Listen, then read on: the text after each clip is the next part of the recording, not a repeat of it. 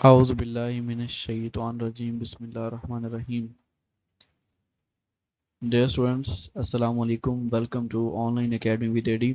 Okay, अब हमने last chapter शुरू किया है जी सॉलिड स्टेट फिजिक्स का, and that is introduction to super conductivity.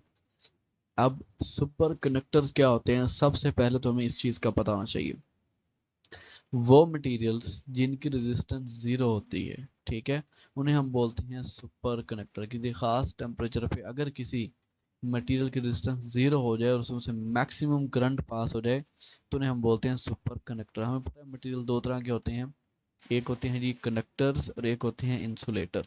ठीक है, अब इंसुलेटर क्या होते हैं, जिनमें से जो है वो करंट पास नहीं हो सकता, और कंडक्टर कौन सा था जिनमें से करंट पास हो सकता है। बट चूंकि हर मटेरियल की कुछ ना कुछ रेजिस्टेंस जरूर होती है जो करंट को गुजरने में थोड़ी सी रुकावट पेश करती है।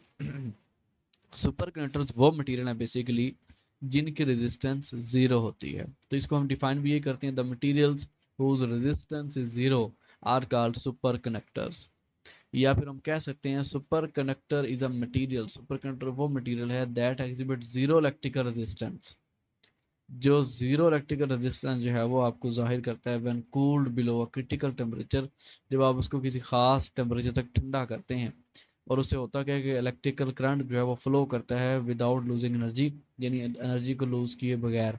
जाहिर बात है, जब भी करंट किसी मटेरियल में से पास होता है तो उस मटेरियल की अपनी रेजिस्टेंस होती है, जिसकी वजह से करंट की कुछ ना कुछ इलेक्ट्रिक एनर्जी हीट एनर्जी में कन्वर्ट होती है, जैसे वायर गर्म हो जाती है। ठीक है, लेकिन सुपर कंडक्टर ऐसे मटेरियल्स हैं कि अगर आप थोड़ा सा उनको ठंडा करेंगे, ठीक है, खास टेम्परेचर जिसे हम क्रिटिकल टेम्परेचर बोलते हैं, उस टेम्परेचर के बाद क्या होता है कि वो कंडक्टर आपको जीरो रेजिस्टेंस शो करवाते हैं। अब बात करें अगर सुपर कंडक्टिविटी की, ओके, तो सुपर कंडक्टिविटी क्या है जी। Superconductivity is defined as a phenomena. Superconductivity एक ऐसे फिनोमिना को बोलते हैं जिसमें इलेक्ट्रिकल रेजिस्टेंस किसी भी सब्सटेंस की जीरो रहती है जब आप उसको क्रिटिकल टेम्परेचर तक कूल करते हैं, यानी वो मटेरियल जो जीरो रेजिस्टेंस शो करे वो सुपर कंडक्टर हो गया। और इस फिनोमिना को, जिसमें कोई मटेरियल जो है वो जीरो रेजिस्टेंस शो करवाता है, इस फिनोमिना को हम बोलते हैं सुपर कंडक्टिविटी।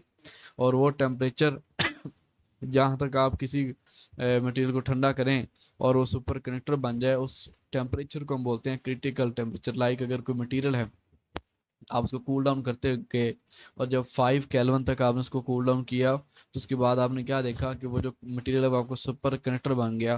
तो ये जो 5 केल्विन तो ये जो 5 केल्विन है, ये आपका क्रिटिकल टेम्परेचर है। इसे आप ज़्यादा अगर आप हीट अप करेंगे तो वो मटेरियल सुपर कंडक्टर नहीं रहेगा, लेकिन इसे जो है वो अगर आप थोड़ा सा ज़्यादा ठंडा करेंगे 5 केल्विन से भी कम, तो फिर क्या होगा, फिर वो मटेरियल आपका सुपर कंडक्टर होगा। तो वो मटेरियल जिसके ऊपर सॉरी वो टेम्परेचर जिसके ऊपर मटेरियल अपनी ट्रांजिशन को चेंज कर रहा है, कि कभी वो सुपर कंडक्टर बनाता है और कभी जो है वो सिंपल मटेरियल बनाता है, उसे हम बोलते हैं क्रिटिकल टेम्परेचर।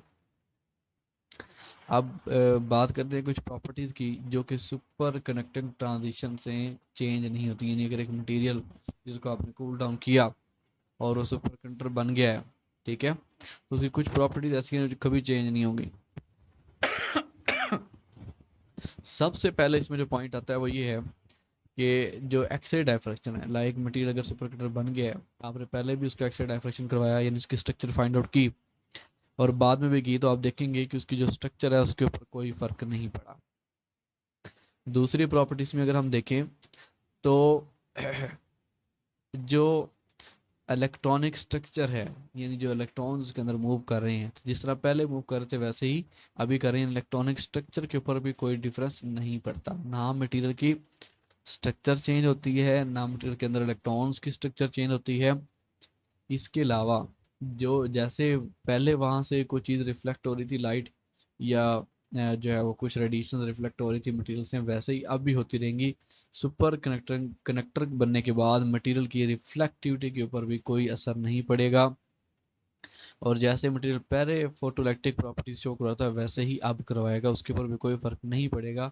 इसके अलावा जैसे जब हम मटेरियल को गर्म करते हैं तो वो एक्सपैंड होते हैं, तो जितनी थर्मल या इलेक्ट्रिकल एक्सपेंशन पहले थी मटेरियल की अब भी उतनी ही रहेगी। इसके अलावा मैग्नेटिक फील्ड की अगर नहीं है मैग्नेटिक फील्ड, तो उसकी लेटेंट हीट के ऊपर भी कोई असर नहीं पड़ेगा। यानी मटेरियल जब सुपर कंडक्टर बन जाएगा तो उसकी लेटेंट हीट के ऊपर भी कोई असर नहीं पड़ेगा, ना उसके वॉल्यूम के ऊपर कोई असर पड़ेगा। कुछ ऐसी प्रॉपर्टीज भी हैं जो सुपर कनेक्टिंग ट्रांजिशन में जो है वो तब्दील हो जाती हैं, चेंज हो जाती हैं। लाइक जब भी कोई मटेरियल सुपर कंडक्टर बनता है तो क्या है, अब पहले उसकी कुछ ना कुछ रेजिस्टेंस होगी, लेकिन क्रिटिकल टेम्परेचर के बिलो उसकी रेजिस्टेंस जीरो होती है। यानी अबव क्रिटिकल टेम्परेचर रेजिस्टेंस ज़्यादा है और बिलो क्रिटिकल टेम्परेचर रेजिस्टेंस क्या है, जीरो है, और वो मटेरियल आपको सुपर कंडक्टर है। इसके अलावा जो मैग्नेटिक प्रॉपर्टीज है मटेरियल की वो भी चेंज हो जाती हैं। ठीक है, जिसको the magnetic properties of the material undergo change in some way as electrical properties. Material की इलेक्ट्रिकल प्रॉपर्टीज भी चेंज होती हैं और मैग्नेटिक प्रॉपर्टीज भी चेंज होती है। इलेक्ट्रिकल तो मैंने आपको बता दिया कि पहले अगर उसमें से कम करंट फ्लो कर रहा है तो अब उसकी रेजिस्टेंस चूंकि जीरो है तो करंट ज़्यादा फ्लो करेगा। इन द सेम वे उसकी फिर मैग्नेटिक प्रॉपर्टीज भी चेंज हो जाएंगी। और प्योर सुपर कंडक्टिव स्टेट में मैग्नेटिक फ्लक्स जो है वो नहीं इंटर हो सकता मेटल में से, चूंकि ये डाया मैग्नेटिक मटेरियल के तौर पे काम करता है। ठीक है, डायमैग्नेटिक सस्केप्टेबिलिटी, मैंने सस्केप्टेबिलिटी बताया था कि अगर हम किसी मटेरियल के ऊपर मैग्नेटिक फील्ड लगाएं तो वो कितना रिस्पॉन्स करता है मैग्नेटिक फील्ड को। तो जब वो सुपर कंडक्टिंग है तो कुछ मटेरियल ऐसे हैं जो डाया मैग्नेटिक मटेरियल के तौर पे शो करवाते हैं खुद को और उनके ऊपर मैग्नेटिक फील्ड का इफेक्ट नहीं होता। लेकिन जैसे सुपर कंडक्टिविटी डिस्ट्रॉय करेंगे अब उस मटेरियल के ऊपर जो है वो मैग्नेटिक फील्ड का इफेक्ट होगा। इसके अलावा जो स्पेसिफिक हीट है वो भी ट्रांजिशन टेम्परेचर पे चेंज हो जाती है किसी भी मटेरियल की। राइट, अब अगली प्रॉपर्टी की बात करें, थर्मो इलेक्ट्रिक इफेक्ट, ये हम पढ़ेंगे नेक्स्ट लेक्चर्स में। तो थर्मो इलेक्ट्रिक इफेक्ट्स भी चेंज हो जाते हैं, ये बिल्कुल ही खत्म हो जाते हैं जब मटेरियल जो है वो सुपर कनेक्टर बनता है। तो in the same way thermal connectivity ये भी चेंज हो जाती है, जिस तरह मैंने आपको बताया कि इलेक्ट्रिकल कनेक्टिविटी चेंज होती है। लाइक सुपर कनेक्टर अगर कोई मटेरियल बन गया है तो उसकी चूंकि रेजिस्टेंस जीरो है लिहाजा उसमें से करंट ज़्यादा जाएगा, इलेक्ट्रिकल कनेक्टिविटी बढ़ जाएगी बेसिकली ना। तो इलेक्ट्रिकल कनेक्टिविटी चेंज हो जाती है। ठीक है, इन द सेम वे जब कोई मटेरियल सुपर कंडक्टर बनता है तो उसकी थर्मल कनेक्टिविटी भी चेंज होती है, लेकिन यहाँ पे थर्मल कनेक्टिविटी जो है वो कम हो जाती है। ज़्यादातर जब कोई मटेरियल सुपर कंडक्टर बनता है तो उसकी थर्मल कनेक्टिविटी कम हो जाती है। यहाँ एक टेबल है और इस टेबल में कुछ मटेरियल्स के क्रिटिकल टेम्परेचर दिखाए गए हैं, ये आपने लाजमी कर लेने हैं, एमसीक्यूज में पूछा जा सकता है। ओके, सबसे पहले हमने पढ़ा आज सुपर कंडक्टर के बारे में, वो क्या होते हैं, सुपर कनेक्टिविटी पढ़ी, फिर हमने क्रिटिकल टेम्परेचर पढ़ा और फिर हमने उन प्रॉपर्टीज़ के बारे में पढ़ा जो सुपर कनेक्टिंग फेज में, यानी जब कोई मटेरियल सुपर कंडक्टर बनता है तो वो जो है वो कुछ प्रॉपर्टीज ऐसी हैं चेंज होती हैं, कुछ प्रॉपर्टीज ऐसी हैं चेंज नहीं होती। लास्ट में जब मटेरियल सुपर कंडक्टर बन गया है तो उसकी क्या प्रॉपर्टीज होती हैं, तो सबसे यानी क्या वो क्या फीचर होते हैं। तो सबसे पहला फीचर जो है वो क्रिटिकल टेम्परेचर है। ठीक है, अब देखें किसी मटेरियल का कोई आम अगर वो सुपर कंडक्टर नहीं है तो उसका क्रिटिकल टेम्परेचर तो कोई भी नहीं होता, लेकिन सुपर कंडक्टर ऐसे मटेरियल हैं कि उनका क्रिटिकल टेम्परेचर होता है। एक ख़ास टेम्परेचर से ज़्यादा अगर आप हीटअप करेंगे तो वो नॉर्मल मटेरियल होते हैं, और अगर उस टेम्परेचर से आप जो है उनको कूल डाउन करेंगे तो वो मटेरियल आपका सुपर कंडक्टर बन जाता है। तो ये जो क्रिटिकल टेम्परेचर है ये सिर्फ सुपर कंडक्टर की ही प्रॉपर्टी है। इन द सेम वे अगर मैं बात करूं तो अगर if the temperature of a super conducting material is increase, अगर आप किसी भी सुपर कंडक्टिंग मटेरियल का टेम्परेचर इंक्रीज करते हैं तो जैसे मैंने भी बताया वो मटेरियल क्या बनता है आपका, वो मटेरियल आपका नॉर्मल मटेरियल बन जाएगा क्रिटिकल टेम्परेचर से ज़्यादा ऊपर। ठीक है, ओके, इसके अलावा वो मटेरियल जिनके वैलेंस इलेक्ट्रॉन जो है वो 2 से 8 होते हैं, ठीक है, यानी जिनका एटॉमिक नंबर बेसिकली 2 से 8 के दरमियान होता है, ज़्यादातर उनके चांसेस होते हैं कि वो सुपर कंडक्टिविटी शो करवाएंगे। इसके अलावा वो सुपर कंडक्टिंग मटेरियल जिनका एटॉमिक नंबर 3, 5 या 7 है, 2 से 8 के दरमियान, अगर हम और एटॉमिक नंबर देखें 3, 5 और 7, तो जिनका एटॉमिक नंबर 3, 5 और 7 है उनके क्रिटिकल टेम्परेचर ज़्यादा होते हैं बाकी मटेरियल की निस्बत जिनके एटॉमिक नंबर 2, 4 और 6 या 8 होंगे।